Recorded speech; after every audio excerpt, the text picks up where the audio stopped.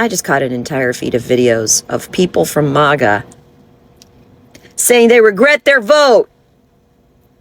And they're surprised by the fact that they're met with rejection and meanness. They're mad that they're not being well received. Bro, you argued with us when we tried to warn you. We were right all along. I'm going to need you to actually fucking say it. We were right. And while we were out here trying to warn you helpfully, trying to warn you, what did you do? You attacked us personally. You attacked our families. You tried to troll us, bully us in the common open spaces. You hit us on the way out. You punched us as you were leaving. And you expect us to welcome you back? No, especially out here while you're still thinking that your thinking is somehow good. Yeah, I voted for him and I'm learning my lesson now and I'm going to change now. We would have told you how to change before. You didn't want to listen. You were fine with your bigotry and your hatred. You were fine voting against other people.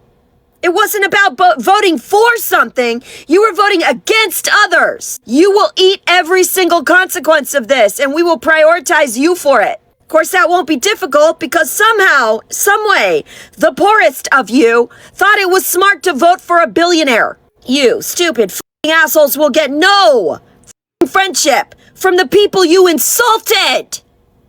You will not get friendship from us. We will be mean to you. You deserve it. Shut the fuck up. You deserve it. You deserve every single bit of this. You deserve it. Because you didn't want to hear all the helpful people who were actually being kind and trying to help you. You just wanted to throw a temper tantrum. Well, you've done that now. Do you feel better? Now that the country's sliding into a economic collapse, our people are dying in a war overseas that we didn't even need to start. Now that our president is scalping billions of dollars from the people every day, you voted for this. This is what you wanted to have happen. You say, oh, it's not what I voted for. It was. They were telling you what they were going to do. Project 2025 was there for you to read. We warned you. They supervillain monologued and you didn't bother to listen. And now you're sad and you're butthurt. Get fucked. Get fucked. We hate you. We don't want you around. You're assholes. You get it, right? You're repugnant. You don't like people. You don't like humanity. You don't like this country. You want to change it into something it's not. Something that makes you superior. You lazy, weak-minded fucks. Get out of here. Go. You always talk about how if we don't like it here, we should leave. Weird how you didn't take your own advice. Get the out of my country. I don't want to be nice to you. I'm not going to be kind. I'm not going to be polite. I'm not going to be, hesitant. I'm not gonna. You tell me you voted for Donald Trump, I'm going to call you a monster and tell you to get the fuck out of my face. I don't want to hear you crying. I don't want to hear how regretful you are. I don't want to hear you say, oh, I should have done more research. You had everything you needed because it's the same shit I had. And even though I'm blind, I saw that this man was a con artist. How you didn't see it? You were blinding yourself intentionally so that you could get your bigotry out there. So you can die mad about it. You can starve to death for all I care. We tried to be kind. We tried to talk sense. We tried to be reasonable. We tried to argue you out of it at every turn. We gave you articles. We gave you news clips. We gave you everything you need. And you said, I'm not trying to hear that. I want to vote for the asshole. You declared who you were. You're an asshole. Die mad about it. You wanted everybody to see you that way. As somebody who doesn't give a fuck about human life, who doesn't value life. You wanted to be seen that way or you would never have put on that red hat and all that merch. We know who you are now. We're not going to let you back in. Go collapse somewhere else over it. Literally video after video after video of MAGA weeping tears and talking about how no one will let them back in because we're mean. We're mean to you because you were mean first. Find your own recovery. Make your own new community. Go join Leaving MAGA. It's a podcast. They're the ones doing that work for you because we're not gonna. We're not gonna. You have pulled yourself out of polite society. You can now survive on your own. You should have thought about collective cohabitation when you were screaming about mass deportations. Wow, I agree with her. They didn't have empathy while they were voting. They chose cruelty over compassion.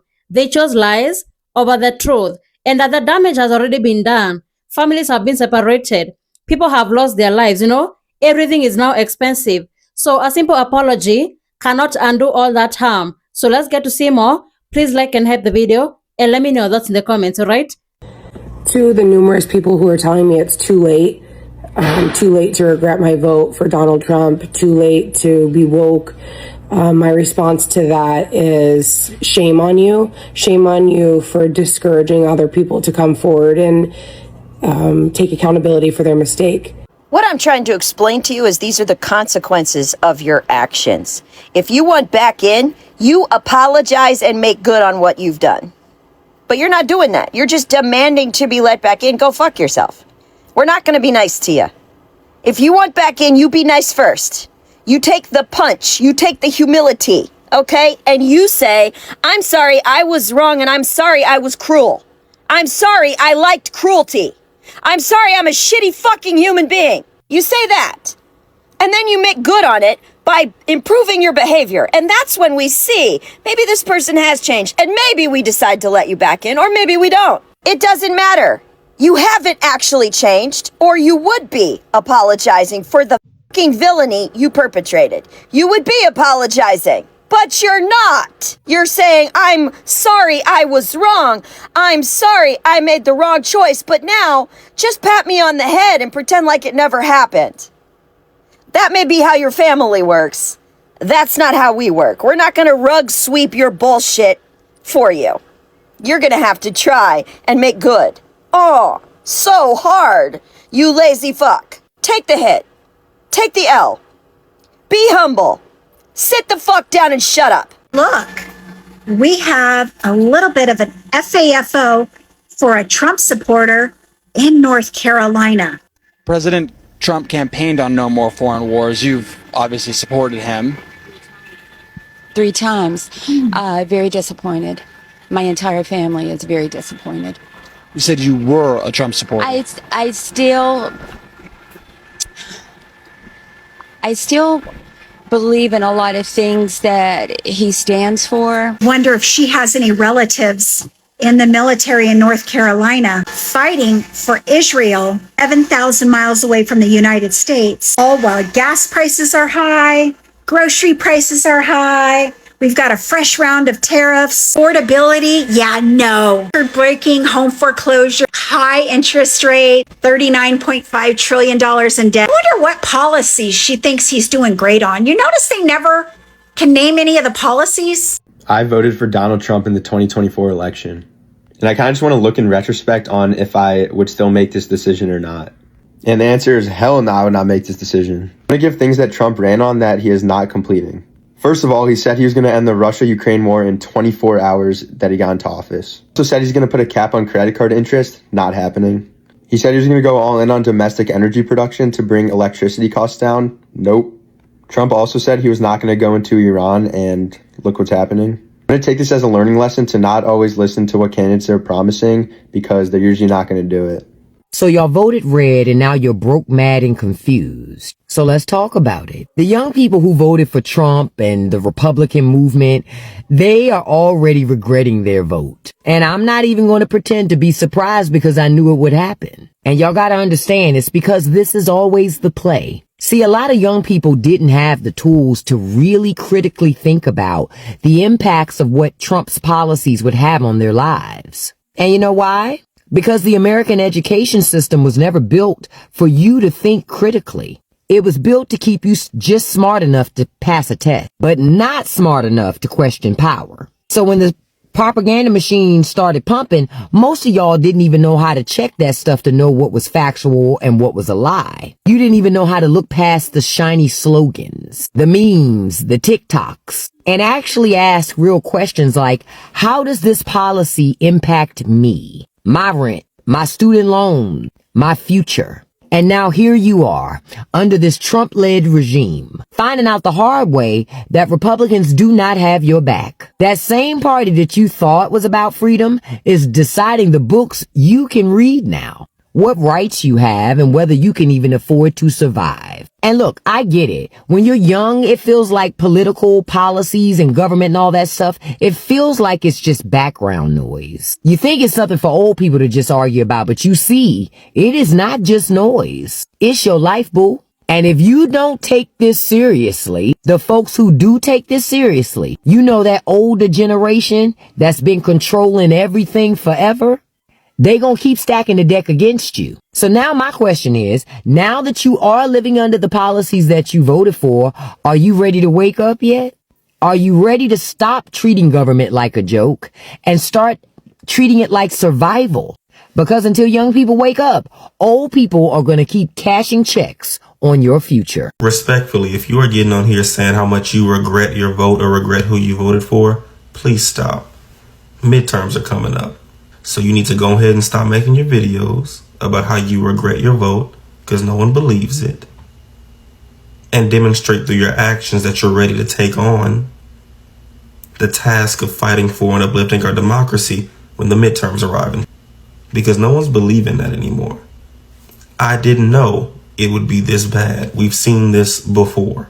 And not only did you do it once, but you did it again. So go ahead and keep your videos. Stop making them. No one's trying to hear that. We're trying to see action, see progress, and see growth as a nation.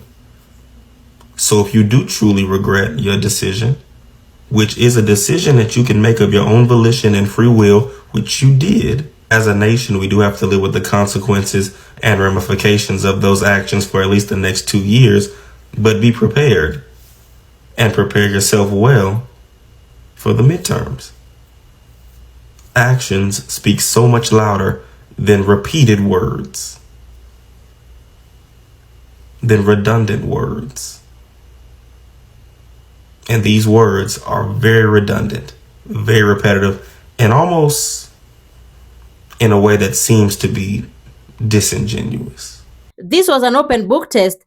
The policies were being discussed at the rallies. The interviews were public. The campaign promises were available for everyone to hear. So people knew what was being proposed, but they still made a choice. They had immigrants being called names. They had the promises of mass deportations, They had attacks on women and their reproductive rights, but that didn't bother them at all. People warned them that the policies could separate families, but they still chose to ignore all that. You see, now the damage has already been done. People have lost their jobs, their businesses, their social programs, Communities are now living in fear. Racism and division has become normalized. And this is why so many Americans are saying that a simple apology is not enough, They need to take real accountability. They should speak out against racism instead of staying silent. They should speak out when other families are being treated unfairly. They should use their own voice on social media to encourage the truth instead of division, They should support organizations and communities that are helping people being affected by these policies. Those actions do matter than just making a video of a simple apology, because change is being measured by what you do next and not what you say. Another point is empathy. Empathy is not something you turn on only when the consequences reach your own doorstep. Empathy matters before the harm happens. But if empathy appears only when it affects you personally, people see it as self-interest. And this is why trust has been broken. And once trust is broken, rebuilding it is very difficult. An apology can begin rebuilding trust, but only consistent actions over time can restore it. No one is required to forgive immediately. Forgiveness is personal. Some people will choose not to forgive, Some may need more time. Others may never forgive, and that is their choice, So I hope next time they're going to make better decisions. So thank you so much for tuning in. Be sure to like, subscribe, and share. Have a good one. I'll see you in the next video.